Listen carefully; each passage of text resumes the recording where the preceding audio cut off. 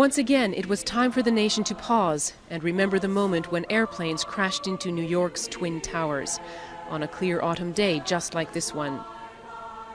It's a solemn, by now familiar ritual, and this year more low-key. For the first time, no political speeches at Ground Zero, only family members reading out the names of the loved ones they lost. Diane G. Barry. Maurice Vincent Barry.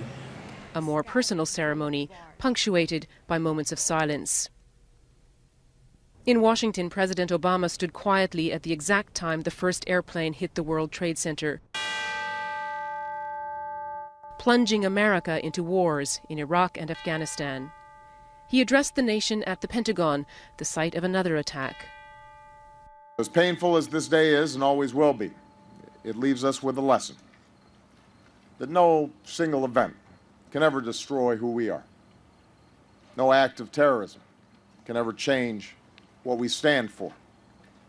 Instead, we recommit ourselves to the values that we believe in, holding firmly, without wavering, to the hope that we confess.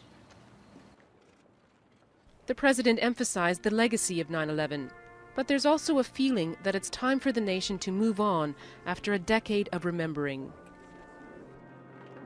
The big ceremony for the 10th anniversary last year and the killing of Osama bin Laden seemed to have helped Americans draw a line under the national trauma caused by 9/11.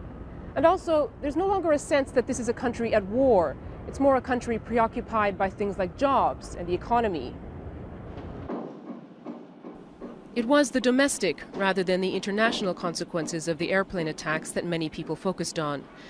First responders who fell ill from toxins in the rubble welcomed news the government had added cancer to the list of diseases that get free medical treatment.